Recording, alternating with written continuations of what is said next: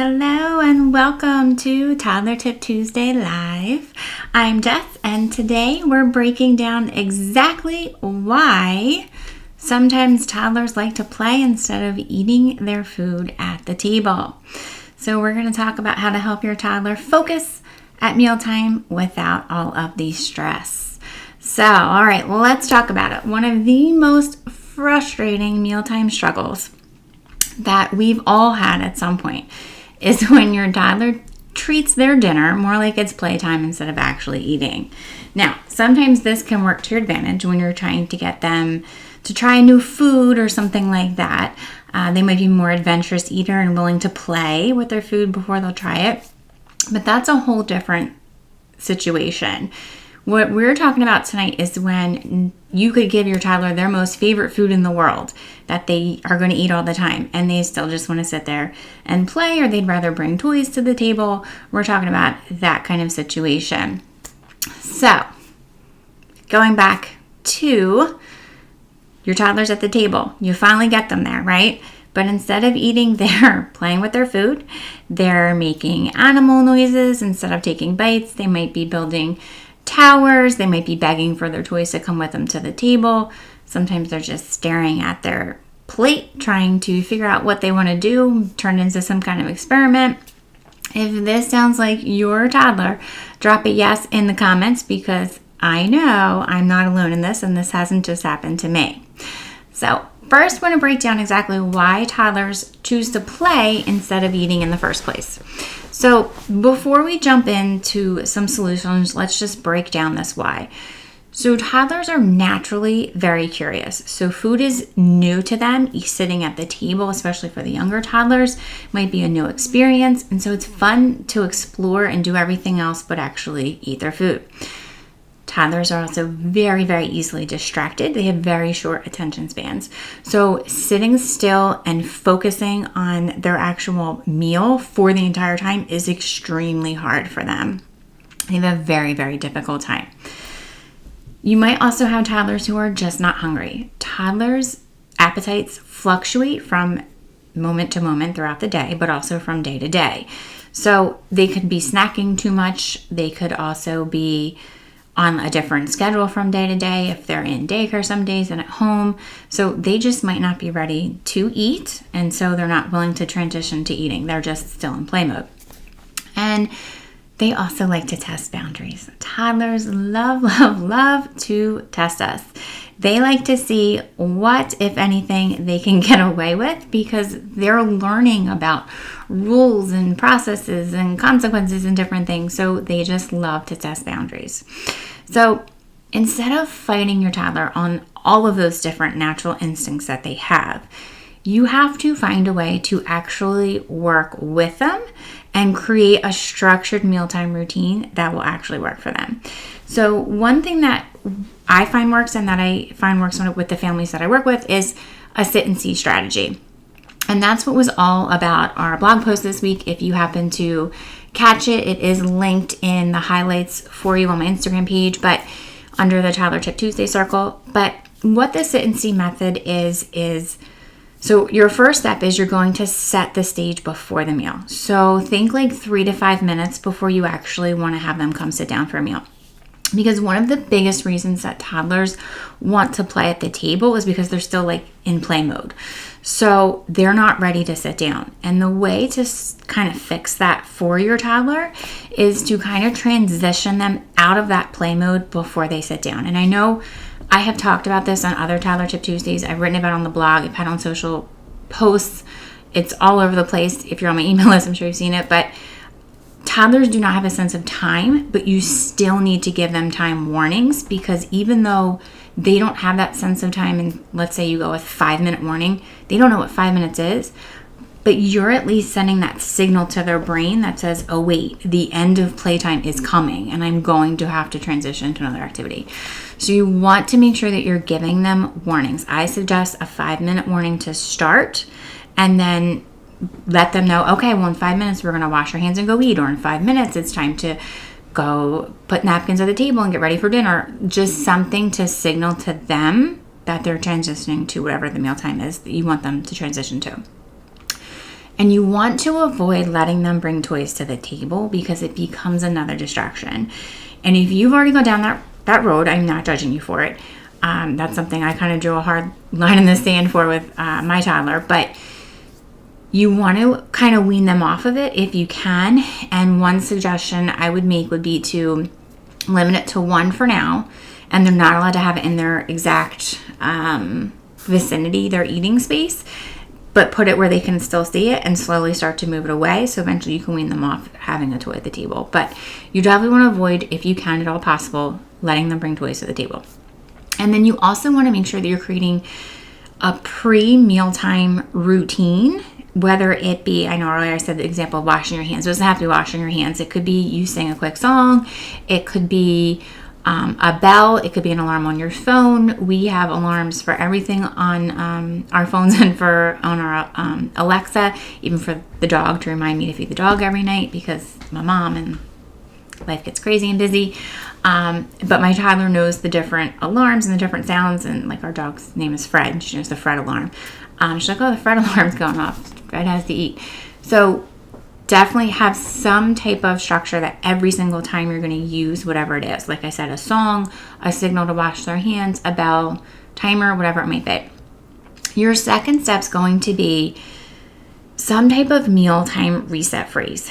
So instead of saying like, stop playing, you want to try to redirect them, because the research shows that the last thing they hear is what they do.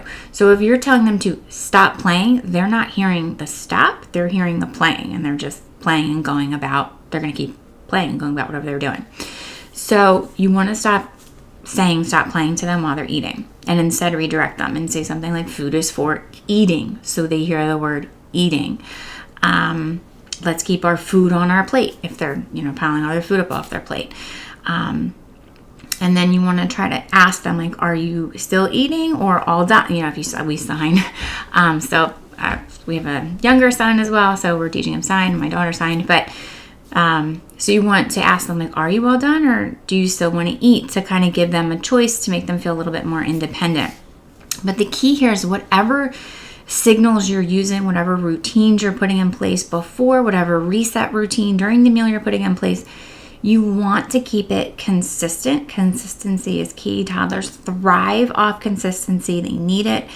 And I promise you, they will start to connect the routine that you put in place before, and then whatever your reset cues are, they'll start to connect it to your mealtime expectations. And they will kind of start to follow along, fall in line, whatever you want to call it. But they're going to start to really eat and not be playing all the time. The third thing you want to do is you want to make sure that you're giving them a purpose. So they need a reason to be at the table. Toddlers love having a job. So give them something to focus on. You can make them the special mealtime helper. They can be the napkin placer and put napkins at the table. You can tell them they can be in charge of describing the meal that night to everybody at the table. Like whatever it might be, you might have to get a little creative depending on their age, but you want to give them some type of job or purpose to make them want to even be at the table and stay at the table. So something beyond the food. You could also, this is like one of the biggest and best things you can do with toddlers, is to start to involve them in conversations. Simple questions to keep their attention, so they're not focused on playing, but so they're focused on talking. You can ask them, and it could be as simple as, oh, what was your favorite thing you did today? Or if you even want to go a little bit deeper, you can. And you could even start to ask them about the food, especially if they're more of a picky eater, though we don't want to label kids picky eater too soon. Actually, I have a whole quiz about that. I'll link at the bottom. There's a whole bunch, 5 different types of eaters you could have, but that's for another time. But you want to make sure that you're talking to them about the food even. You could even just say, oh, well, what does this broccoli look like? Does it look like a tree? Or you could practice your colors. Like, oh, what color is this carrot? And kind of do it that way and just keep engaging with them and with the food at the same time. And they will stop playing and start focusing more on the eating over time. Just by nature, by keeping their minds engaged in a more structured way through conversation, they're less likely to be distracted by the idea of playing, whether it's playing with their food, playing with their toys, leaving the table to go play, whatever it might be. And plus, you're working on a lot of those language skills and developing them. And the research shows the more you talk to your child, the better off their language skills become over time. So you'll set them up for success. And then the last step, the fourth thing you need to do is you need to make sure that you keep your mealtime short and sweet. Do not drag them out. Do not make them stay at the table a super long time.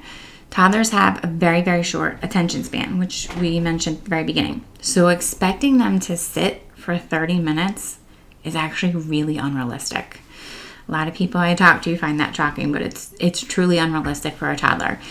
So you have to set a more reasonable goal and time limit for them and build up over time to the 30-minute mark. And so one thing you can do is use like a visual timer. If you have like an Alexa or something like that, the kind that have like the big screens that they could see, you could even use like one of those old-fashioned like flip timers with the sand.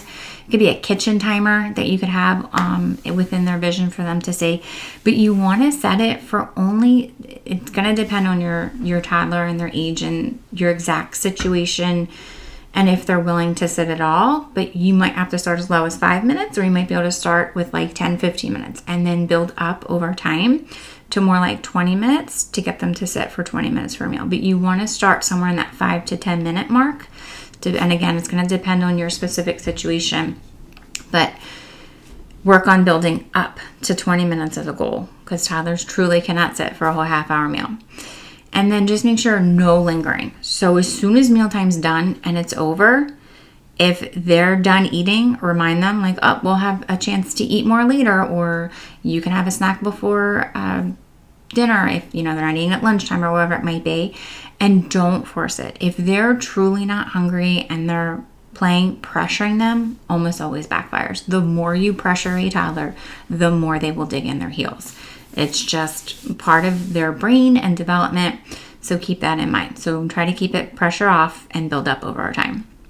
Now, why does this all work? So thinking about components of child development and how their brain actually works. So it's not just about stopping play for kids, but there's actually like science behind some of these strategies. So the pre-meal transitions will help their brain be able to shift and focus from play to eating. And then consistent freezing alarms, whatever it is that you're using before and during the meal, will set those clear boundaries and expectations for them. Giving them jobs makes them engaged in the concept of eating and being part of like a family unit and sitting at the table for meals. It makes them feel important and want to be there. And then keeping meal times short works with their natural short attention span and then build up over time. So what you want to make sure to do if they are still trying to play is make sure you adjust then your pre-meal routine. One thing you can do is instead of a 5-minute time ahead of time, you can actually make that more like a 10-minute time if they need it. And then again at 5 minutes, remind them, and then like maybe at 2 minutes and then 1 minute and then okay, now it's time. So kind of work on that. If you find that it's most often happening where they play the most at dinner, there's a lot of reasons. One is because might have been eating more throughout the day, so they truly might not be hungry by dinner time, whereas breakfast, they tend to be the most hungry. Also, your focus, attention, and patience is at its lowest during dinner time because your brain has been on and working hard all day, right? It's when you're the most fried and tired. Theirs too. So their only outlet and recourse might be to play. So kind of keep that in mind. That just might be their natural inclination because they're tired, they're burnt out, it's the end of their day too. So kind of keep that in mind. And if they're more interested in playing than eating and you're just not getting anywhere, then I would just let them be done. Tell them, okay, we're all done. And then just make sure that you offer them a snack before bed, something reasonable that will hold them over, whether it's like crackers or something like that. But slice of cheese, just something that's a little bit to hold them over, offer it to them, something short and sweet later. What you don't want to do is let it become a game. Toddlers love to engage you in a game, and they will go back and forth and dig in their heels so much with you, and you'll just keep going back and forth. And I've done it with my own toddler. I'm sad to admit, I'm a professional. I've done it with my own toddler. But don't let it become a game of back and forth. It will get you nowhere. avoid those power struggles. You just have to stay neutral no matter what and stick to whatever your expectation is. And then just remember to not force the bites. The more you pressure them to eat instead of play, they will dig in their heels and it will be more stressful for all of you all around. So now it's your turn. So if you have questions, go ahead and drop them in the comments. I do have a couple questions that I do want to answer. I usually get, because I send this always out to my email list as well as post on social, so I tend to get a few questions. So I usually round up 5 or 6 of them to share with you. But if you have any other questions, feel free to drop them in the comments and I will answer them as well as long as time permits. We're getting close to our mark. I try to keep around 15-20 minutes. But so one question I got in DMs today was, what if my toddler throws food instead of eating it? So this is a good one. So, and this is going to be situation dependent, but if it's not an occurrence all of the time, then you hopefully can nip it by saying, like in a very neutral, clear voice, food stays on the plate or food stays on the table, and remove it if they keep doing it, because they might be just testing you at that point. Now, if it has already gotten to the point where it is a constant struggle with food, then that's something you're definitely going to want to go back to like the very beginning and start over with. They're literally sitting at the table for 5 minutes, and as soon as they start throwing, mealtime is over. And wait 15 minutes, 10, 15 minutes for them to reset. You reset and go try again. They won't starve, I promise you, but you need to let everything kind of settle and reset, or they're just going to keep throwing. And you need to let them know that when they throw, it's not okay, and then mealtime's over. And then give it a quick break. Like I said, 15 minutes max, and then try mealtime again. Another question I got was about how long should I let my toddlers at the table, which I just talked about. But ideally, their max is kind of 15 to 20 minutes. You, depending on how your situation is and how much attention your toddler has at the moment, you might have to start as low as 5, like we said, and then slowly build up to that 20-minute mark. Or you might be able to start around like 10, 12, 15-minute mark and kind of build up from there. What if, another question I got, this one was from email, what if my toddler is willing to eat a few bites but then starts playing as soon as they're done? So if this is like a regular occurrence, as soon as they start playing and you realize there's no getting them back, I would just end the meal calmly, remind them that food is for eating, it's not playtime, and we will have snack in, and then whatever time it is, they don't have a concept of time, but at least they then know that more food will be coming later. Oh, we're going to have, snack time at 10 o'clock in 2 hours, whatever it might be. Another question was, should I let my toddler bring toys to the table? And this one I already answered too, but no, it is such a distraction. It also can be, especially if they're playing with their food and there's toys at the table, it's a whole different issue, but, we actually have food allergies in our house, so that's a whole different thing. But it's just such a distraction when they bring anything with them to the table. So as distraction free as you can make it, and instead engage them in conversation. Those conversation skills will come in handy in so many ways. It gets them to eat. It gets them to get past some of their picky eating. I don't want to call them issues, but picky eating situations that they have. But if you're talking and engaging about the food, it practices language skills. You're teaching them how to have a conversation, which is a back and forth exchange. Toddlers don't always realize that. So there truly is so much power in having a conversation with your child while they're eating. And the last one that I have here, it says, what if I get them to stop playing and then they start playing again? So same thing. If it's just that continue back and forth, they kind of almost start playing a game with you. So you just stop the mealtime. Like, all right, well, we're going to come back to this later and we'll eat more later. And in 15 minutes, try again. But it's okay if this isn't perfect and it doesn't work every single time, because toddlers are still learning to self-regulate. And you're kind of helping them and keeping calm and kind of helping them to self-regulate. So even if this isn't perfect and they do go back and they start playing again in a little bit, that's okay, because they're learning and you have to kind of let them have that experience. But just stay calm, try again to redirect them or communicate with them and talk to them, engage them in conversation. And then just, if not, all else fails, okay, if you're all done eating, then we're done and we're going to clean up and move on. And just remind them they can have another meal later. Don't make a big deal about it, because then it does become that back and forth power exchange. Just, okay, we're done. We'll eat more later. Okay. All right. So that is it for our question and answer. If you have any questions later, please feel free to you can DM. You can also email me at info@raisingmyteenagetoddler.com. And hopefully this helps a little bit, and mealtimes will be a little bit less chaotic with those kiddos playing for you. But just remember, little small changes that you make can make a big difference in the long run as far as focusing at the table. So try that 4-step sit and see method. And if you want to read more about it, you can. Again, the blog article is linked for you under highlights in our stories. And again, thank you for joining us. And until next week, I will see you later, and have a great week. All right. Bye, everyone.